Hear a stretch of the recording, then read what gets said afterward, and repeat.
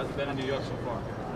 It's been good. You know, we got out, we went to eat, and I seen Times Square. It's my first time here, so I mean, it's exciting. It's just really the fast life, man. Fast pace here. I like it. I like it a lot. How does it feel the night before, potential big moment in your life? Yeah. Right now it's just, I'm just trying to be calm. I'm trying to soak everything in. I'm not trying to think about it too much. I know it's really gonna hit me when we getting our suits on and we getting ready. But right now, I'm just trying to enjoy the moment. Hanging out with Coop and when Marcus get here, try to hang out with him a little bit and just enjoy New York. Was there some point during the season when you realized this might be a possibility, maybe like the Rutgers game or even after that? I mean, honestly, I never knew because, things could change so fast. You could have one bad game and, you're out the race. 2 bad games, you're out the race. So you never knew because you never knew, how your game would turn out. So when it got close to the end, I think we actually finished the regular season.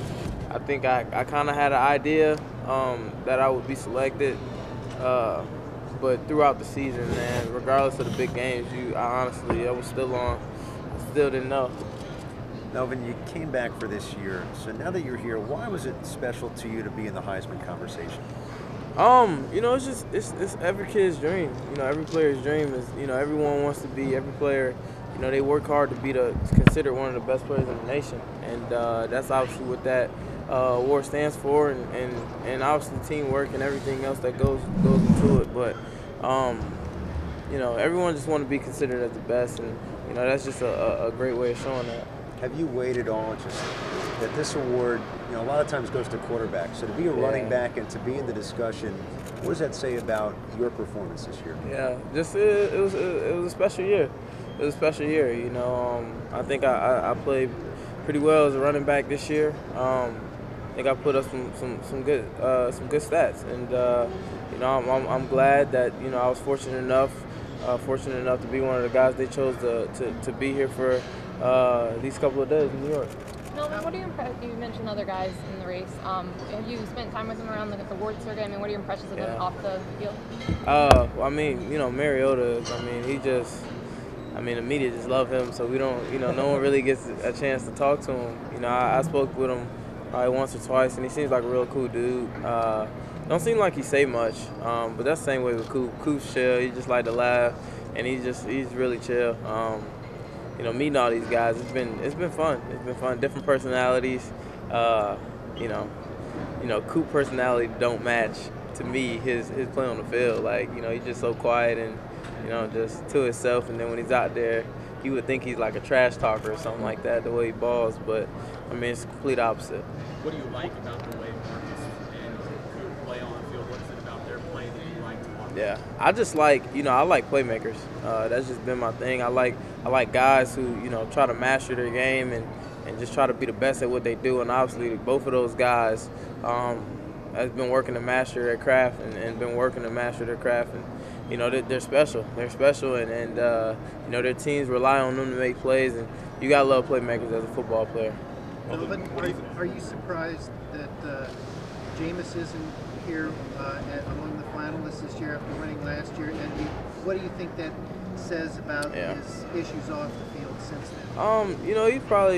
He's probably not here because the off the field issues. But honestly, I think he's a great player. I'm a fan, to be honest. And I think at the next level, he's gonna be a great quarterback. When he gets hot and he gets rolling, he's almost unstoppable. So I hope to meet him one day. I'm sure I will. Get to chatting with him a little bit. Cause I think he's a special player. He got some off the field issues, like I said, but he get that correct and he do what he need to do. But on the field, I think he's a phenomenal football player. What kind of message does that send that he's not high in the voting despite being undefeated this year? I don't know, man. I just I leave all that stuff to the people that select us and the people that choose us. I'm just a football player, so that's what I look at when I see him. Melvin, how would you describe this last week around Wisconsin once Gary announced that he was leaving? It's been crazy, with the game, and then with him leaving. It's been tough. It's been a crazy couple of days. But it's just adversity, man. We just got to get over it like we always do. Can you imagine what it'd be like to take a handoff from Mariota to run the read option with him? Yeah. It'd be awesome. It'd be awesome. I feel like I'm a playmaker and he's a playmaker as well. And, you love to have those guys on the field. So me and him on the same field, in the same backfield, that'd be crazy. That'd be special. So maybe it'll happen. Maybe not. Never know. Do you think your numbers would be higher if you were this? I don't know. You never can really say. You don't know how teams are gonna play you. You don't know how they're gonna do things. So it'd be hard to say, honestly. Melvin, when did you make the decision to declare? A couple of days ago. Well, that's when you announced. Is that when you made it? Did you make it sooner? Did you know? That I was leaving? Or yeah, you were. They kind of just got it out of me. But everyone knew. Let's be honest. I think everyone knew that I was gonna leave. They were just waiting on me to say it. How are you better this year, more ready for the NFL this year than you were a year ago? Yeah, I think I'm just more confident in what I could do without the ball in my hands. I just want to come back and prove not only to the scouts and the critics. I want to prove to myself that I could become a better and more complete football player. I know I can run the ball. I know I'm special with the ball in my hands. But I've always been told it's what you do without the ball in your hand that makes a difference. And I just want to show that I can catch the ball and I could pass well. You spoke about hanging out with Cooper. They put up 55 points on Auburn. You got any tips? Oh, man. Do he have any tips for me? Yeah, does he have any tips for you on how to score on them? He just said play ball, man. Play ball. He really didn't give me tips. He just said they have an explosive offense, and that they do.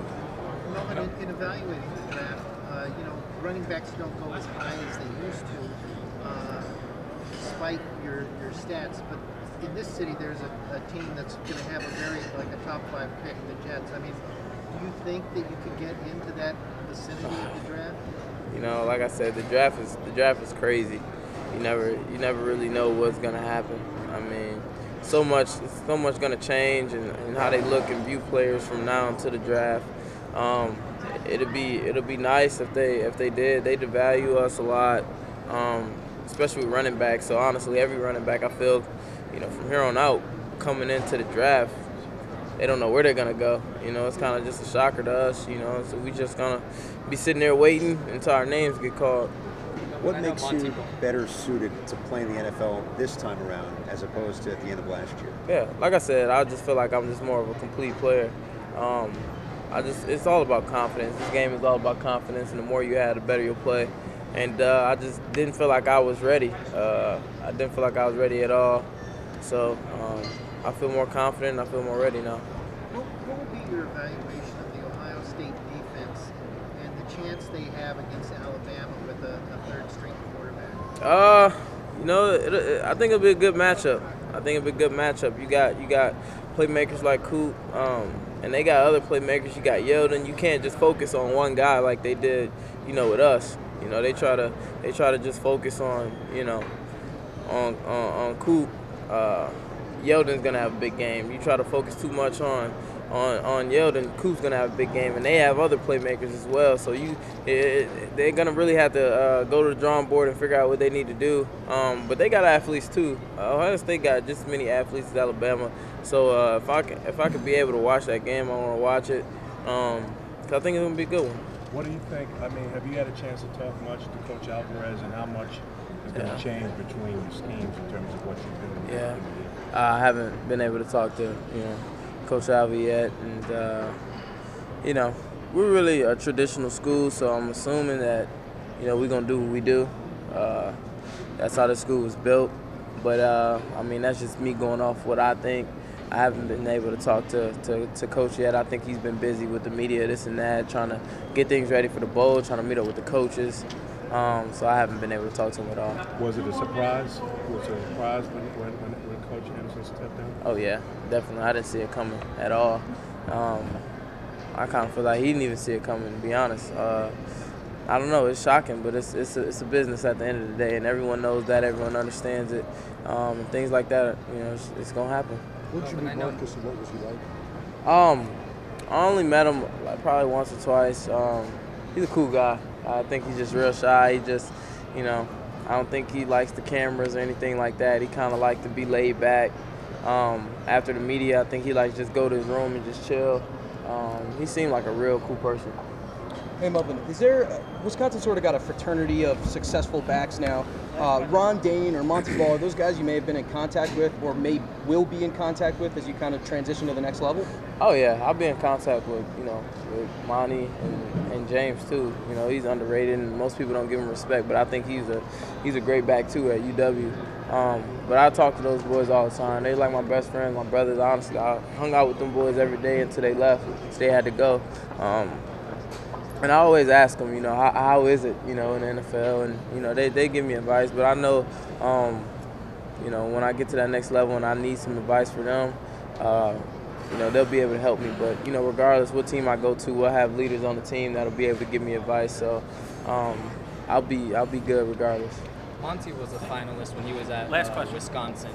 What's it mean to be in the company of guys like that and being a finalist for the Heisman? It's good, especially when you come in as a freshman and you watch Monty your first year. I mean, do the great things he did and come to New York and be a Heisman finalist. And you know, I kind of just sat there throughout the year and I was just wishing, you know, I wish I was in his shoes, and you know, one day I hope to be there. And you know, now I'm in his shoes, and you know, I'm here with my opportunity. It's just surreal, man. It's just real special.